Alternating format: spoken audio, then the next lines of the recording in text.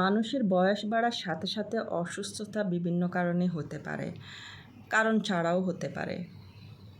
সুস্থতা যেমন আল্লাহর পক্ষ থেকে নেয়ামত, অসুস্থতাকেও আল্লাহর পক্ষ থেকে নেয়ামত হিসেবেই নিতে হবে। আপনি অসুস্থ হলে বুঝতে হবে আল্লাহ আপনাকে পরীক্ষা করছে, ভালোবাসে। হ্যালো, আসসালামু আলাইকুম, কেমন আছেন সবাই? আলহামদুলিল্লাহ।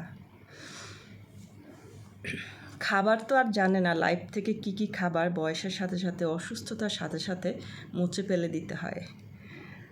আর আমিও তেমনই অসুস্থ হওয়ার পরে মনে মনে ভাবলাম, ডাক্তার যখন অনেকগুলো পরীক্ষা নিরীক্ষা দিয়েছে, তো লাইফ থেকে হয়তো বা অনেকগুলো খাবার নিষেধ হয়ে যেতে পারে। তো যে ভাবনা সেই কাজ, চলে গেলাম রিপোর্ট আনতে হসপিটালে, BSMMU হসপিটাল। তো সেখান থেকে রিপোর্টগুলো নিয়ে বাসায় আসতে আসতে ভাবলাম যে অনেকগুলো খাবার যখন লাইফ থেকে নিষেধ করে দিয়েছে, যেগুলো এখন খেতে বলেছিল, মুগ ডাল খেতে পারবো, মসুরির ডাল খেতে পারবো না। তো মুগ ডাল ভেজে নিচ্ছি, ভাবছি আজকে খিচুড়ি রান্না করব, কাঁঠালের বিচি দিয়ে ভর্তা করব, তার সাদা ভাতও রান্না করব, গরু মাংস রান্না করব। মুগ ডালগুলোকে আগে ভেজে নিচ্ছি, আর ওইদিকে কাঁঠালের বিচিগুলো ভেজে নিচ্ছি। কাঁঠালের বিচি দিয়ে অনেক মজাদার করে একটা ভর্তা বানাবো, শিলপাটায় বেটে। কাঁঠালের বিচির ভর্তা কে কে পছন্দ করেন অবশ্যই কিন্তু জানাতে ভুলবেন না। আর এখানে পানিতে গরুর মাংস আর রুই মাছ ভিজিয়ে রেখেছিলাম। রুই মাছটাকে কেটে, এটা কিন্তু কাটা নেই, 3 খণ্ড করে কাটা ছিল, বাট ছোট ছোট করে কাটতে হবে। কেটে তারপরে এটা একটু ফ্রাই করে নিব, আর হচ্ছে গরুর মাংস রান্না করব। তো এগুলোকে একটু ভিজিয়ে রাখলাম বরফ ছাড়ার জন্য। আর এখানেই তো মাছগুলোকে আমি ফ্রাই করে নিয়ে নিলাম। এগুলো কিন্তু পরে পেঁয়াজ মশলা দিয়ে ভুনা করব। আর গরুর মাংসটাকেও হাতে মেখে বসিয়ে দিলাম। গরুর মাংসটা হাতে সব কিছু মেখে বসিয়ে দিলে কিন্তু একটা জিনিস ভালো আছে, এটার কাছে দাঁড়িয়ে থেকে এটা কিন্তু একটার পর একটা মশলা কষানো যে কষ্ট, সেটা থেকে আপনি রেহাই পাবেন। যেমন একের ভিতরে অনেক কিছু একসাথে পেয়ে যাচ্ছেন। তারপরে এই তো আরেক চুলায় ভাতও বসিয়ে দিলাম, ভাতও বলক চলে আসছে।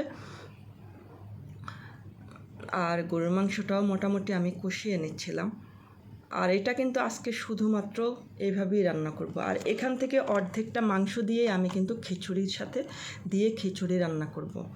আপনি গরুর মাংস যদি এইভাবে রান্না করেন, অর্ধেকটা গরুর মাংস সাদা ভাতের সাথে খাওয়ার জন্য রেখে দিবেন, আর বাকি অর্ধেকটা দিয়ে আপনি কিন্তু খিচুড়ি রান্না করে ফেলতে পারবেন, খিচুড়ির সঙ্গে গরুর মাংস দিয়ে। তো আজকে আমি খুবই মজাদার একটা খিচুড়ি রান্না করব গরুর মাংস সাথে দিয়ে।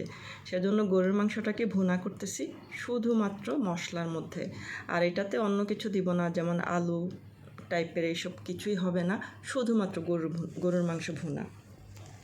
একটু ঝাল ঝাল করে করতেছি, যেহেতু আমরা ঝালখোর, এটা কিন্তু সবাই জেনে গিয়েছেন যে ঝাল আমাদের অনেক বেশি পছন্দ। আর আমার কাছে ঝাল খাবারই বেশি ভালো লাগে। মিষ্টি খাবার যে লাগে না তা না, মিষ্টি খাবারও পছন্দ করি, বাট ঝাল খাবারও অনেক বেশি পছন্দ করি। তারপরে এই তো গরুর মাংসটা কিন্তু আমার মোটামুটি হয়ে আসছে। আর গরুর মাংস রান্না করার সময় আমি কিন্তু পানিটা কম ইউজ করার চেষ্টা করি। বেশি পানিতে রান্না করলে কিন্তু মাংস পাঞ্চে হয়ে যায়, তাই অল্প পানিতে রান্না করলে যে কোনো খাবারের টেস্ট কিন্তু অনেক বেশি লাগে। এরপরে এই তো চুলায় আবার আরেকটা পাতিল বসিয়ে দিলাম, এখানে হচ্ছে খিচুড়ির জন্য। আর আজকের খিচুড়িতে আমি কাবাব চিনি, কালো গোলমরিচ, লং, এলাচ, দারুচিনি, তেজপাতা, তারপরে পেঁয়াজ, এগুলো কিন্তু মশলার সাথে আগে ভেজে নিয়েছি। তারপরে হচ্ছে পোলাওর চালটা দিয়ে দিলাম, এরপরে ক্যাপসিকাম, টমেটো দিয়েছি, গোটা কাঁচামরিচ দিয়েছি, আর হচ্ছে গরুর মাংসটা যে রান্না করে রেখেছিলাম সেখান থেকে গরুর মাংস অর্ধেকটা দিয়ে দিলাম, ঝোল সহই দিয়ে দিয়েছি। দিয়ে কিন্তু এটাকে ভাজা করে নিয়েছি, অনেকক্ষণ তেলের সঙ্গে ভেজে নিয়েছি। তারপরে রান্নাটা আমি দমে রেখে দিয়েছি। কিন্তু আপনারা যে কোনো পোলাও, বিরিয়ানি, খিচুড়ি এগুলো দমে রাখলে একটা জিনিস সবসময় মাথায় রাখবেন, আপনি প্রথম যখন দমে রাখবেন তখন কিন্তু 20 মিনিট পর্যন্ত দমে রাখবেন, 20 মিনিট পরে ঢাকনা খুলতে হবে।